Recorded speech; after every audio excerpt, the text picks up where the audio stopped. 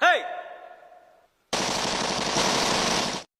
ပုံမှန်ဆိုဗိုလ်တအုပ်နဲ့လည်းလုံနေကြဒီစီဝေးကိုလွတ်တော်နဲ့တိုက်နေလို့ဒီလိုရုံးပိတ်ရဲ့စနေနေ့မှလောက်ရတာကျွန်တော်တောင်းပန်ပါတယ်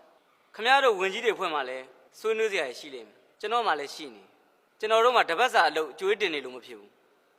အခုလိုနိုင်ငံတော်အရေးကြီးနေတဲ့အချိန်မှာတရက်ဆိုလည်းတရက်ကျွန်တော်တို့အချိန်ဆောင်နေလို့မဖြစ်ဘူး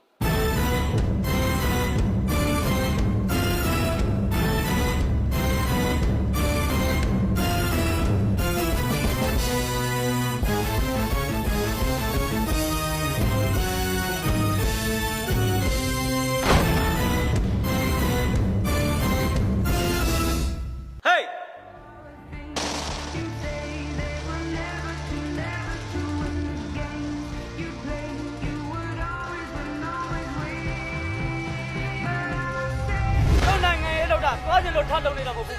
ဗမာပြည်လွတ်လပ်ရအောင်လို့ဗမာတွေကောင်းစားစေခြင်းလို့လုပ်တာကျောက်ကနိုင်ငံရေးမလို့ထမင်းငတ်သွားမယ်ကောင်းမဟုတ်ဘူးအခုကျောက်ဝင်ကြီးဖြစ်နေမယ်ကျောက်ခုဗမာပြည်ရွေးကောက်ပွဲနေလာတာနဲ့နိုင်ငံရေးသမားတွေကဟာထုံးတော်ကြီးရဲ့အလားကိုကတ်ချင်ကြတယ်နိုင်ငံရေးသမားတွေကလည်းရွေးကောက်ပွဲတောင်းတာမှလည်းလာနေရောမောင်းတော့ဘုသူမလည်းတီလို့ရှိရင်လေပူစုကမအောင်ငါချသွေးမအေးမောရအတာ